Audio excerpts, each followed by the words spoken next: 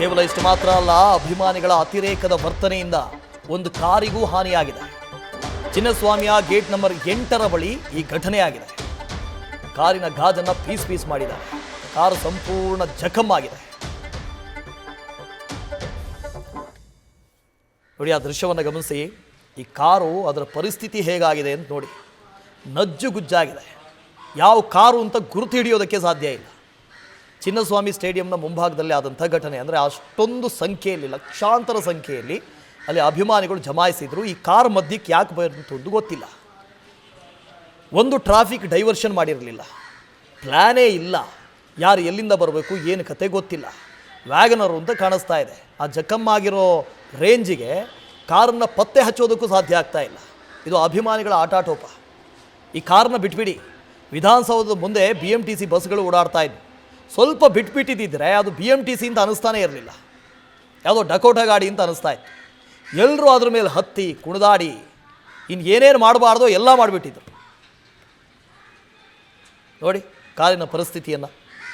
ಏಕಾಏಕಿ ಲಕ್ಷಾಂತರ ಸಂಖ್ಯೆಯಲ್ಲಿ ಅಭಿಮಾನಿಗಳು ಬಂದರೆ ಕಂಟ್ರೋಲ್ ಆಗ್ತಾರ? ಸತ್ತರ್ ಮತ್ತೆ ಫೋನೋದಲ್ಲಿ ಜಾಯ್ನ್ ಆಗ್ತಾರೆ. ಸತ್ತರ್, ನಾವು ಮೊನ್ನೆನೇ ನೋಡ್ತಾ ಇದ್ವಿ ವಿಧಾನಸೌಧದ ಮುಂಭಾಗದಲ್ಲಿ ಅಭಿಮಾನಿಗಳ ಆಟಾಟೋಪ ಎಷ್ಟು ಮಟ್ಟಿಗಿತ್ತು ಅಂತ. ಈ ಕಾರ್ ನೋಡಿದ್ರೆ ಚಿನ್ನಸ್ವಾಮಿ ಮೈದಾನದ ಹೊರಗಡೆ ಇರುವಂಥ ಕಾರು, ಅದು ಯಾವ ಕಾರು ಅಂತ ಗುರುತು ಹಿಡಿಯೋದಕ್ಕೆ ಸಾಧ್ಯ ಆಗ್ತಾ ಇಲ್ಲ. ಸತ್ತರ್, ಖಂಡಿತ ವಾಸ್ತವ. ಆ ವ್ಯಕ್ತಿ ಏನಿದ್ದಾನೆ ಆತ ಮ್ಯಾಚ್ ನೋಡಲು ಅಥವಾ ಅವತ್ತು ಅಂದ್ರೆ ಅಭಿಮಾನಿಗಳ ಏನು ಸೆಲೆಬ್ರೇಷನ್ ನೋಡಲು ಬಂದಿದ್ದಂತಹ ವ್ಯಕ್ತಿ ಅಲ್ಲ ಅನ್ನೋ ಮಾಹಿತಿ ಸಿಗ್ತಾ ಇದೆ. ಆತ ಅವತ್ತು ಡ್ಯೂಟಿ ಪ್ರಯುಕ್ತ ಆ ಒಂದು ರಸ್ತೆಯಲ್ಲಿ ಹೋಗ್ತಾ ಇದ್ದ. ಆ ಒಂದು ಸಂದರ್ಭದಲ್ಲಿ ಏನು RCB ಅಭಿಮಾನಿಗಳು ಮುತ್ತಿಕ್ತಾರೆ. ತದನಂತರದಲ್ಲಿ ಆ ಒಂದು ಕಾರನ್ನು ಉಪಯೋಗಿಸಿಕೊಂಡು ಅದರ ಮೇಲೆ ನಿಂತು ನಂತರ ತಂತಿ ಬೇಲಿ ಹಾರಿದ್ದಾರೆ ಅನ್ನೋ ಮಾಹಿತಿಯನ್ನು ಅಲ್ಲಿರುವಂತಹ ಸೆಕ್ಯೂರಿಟಿ ಸಿಬ್ಬಂದಿ ನಮ್ಗೆ ನೀಡ್ತಾ ಇದ್ರು. ಅಂದ್ರೆ ಆ ಒಂದು ಕಾರನ್ನು ಅವರು ತಂತಿ ಬೇಲಿ ಹಾರಲು ಉಪಯೋಗಿಸ್ತಾ ಇದ್ದ. ಅದರ ಮೇಲೆ ನಿಂತು ನಂತರ ತಂತಿ ಬೇಲಿ ಹಾರಲು ಒಂದಿಷ್ಟು ಅಭಿಮಾನಿಗಳು ಈ ರೀತಿ ಮಾಡಿದ್ರು. ಆ ವ್ಯಕ್ತಿ ಏನಿದ್ದಾನೆ, ಯಾವಾಗ ಈ ಅಭಿಮಾನಿಗಳ ಅತಿರೇಕದ ವರ್ತನೆ ತೋರ್ತಾರೋ ಕೂಡಲೇ ಆ ವ್ಯಕ್ತಿ ಕಾರಿನಿಂದ ಇಳಿದು ಹೋಗ್ತಾರೆ. ಅನಿವಾರ್ಯವಾಗಿ ಬಿಡ್ತು. ಆತ ಏನಾದ್ರೂ ಕಾರಲ್ಲಿದ್ರೆ ಆತನಿಗೆ ಕೂಡ ಹಾನಿಯಾಗುವ ಸಂಭವ ಇತ್ತು. ಇದೇ ಕಾರಣಕ್ಕೆ ಆತ ಮೊದಲು ಕಾರಿಂದ ಇಳಿತಾನೆ. ತದನಂತರದಲ್ಲಿ ಒಂದಿಷ್ಟು ಅಭಿಮಾನಿಗಳು ಆ ಕಾರನ್ನು ಹತ್ತಿ ನಂತರ ಜಂಪ್ ಮಾಡ್ತಾರೆ ಅನ್ನೋ ಮಾಹಿತಿಯನ್ನು ಕೂಡ ನೀಡ್ತಾ ಇದ್ರು. ಈ ಒಂದು ಘಟನೆ ನಡೆದು 2 ದಿನ ಆದ್ರೂ ಕೂಡ ಕಾರಿನ ಮಾಲೀಕ ಇನ್ನೂ ಕೂಡ ಒಂದು ಕಾರನ್ನು ತೆಗೆದುಕೊಂಡು ಹೋಗುವಂತಹ ಒಂದು ಕೆಲಸ ಮಾಡಿಲ್ಲ.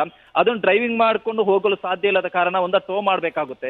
ಇದೇ ಕಾರಣಕ್ಕೆ ಏನು ಆತ 2 ದಿನದಿಂದ ಕಾರನ್ನು ಅಲ್ಲೇ ಬಿಟ್ಟಿದ್ದಾನೆ. ಗೇಟ್ ನಂಬರ್ 8ರ ಹತ್ರ ಈ ಒಂದು ಕಾರ್ ಇರುವಂತದ್ದು. ಅದೃಷ್ಟವಶಾತ್ ಆ ಒಂದು ಚಾಲಕ ಏನಿದ್ದಾನೆ ಕಾರಿನಿಂದ ಇಳಿದಂತಹ ಸಂದರ್ಭದಲ್ಲಿ ಆತನಿಗೆ ಏನು ಹಾನಿಯಾಗಿಲ್ಲ. ಬಟ್ ಕಾರ್ ಕಂಪ್ಲೀಟ್ ಆಗಿ ಡ್ಯಾಮೇಜ್ ಆಗಿ ಅಲ್ಲಿ ಕಂಡು ಬರ್ತಾ ಇರೋದು ವಾಸ್ತವ.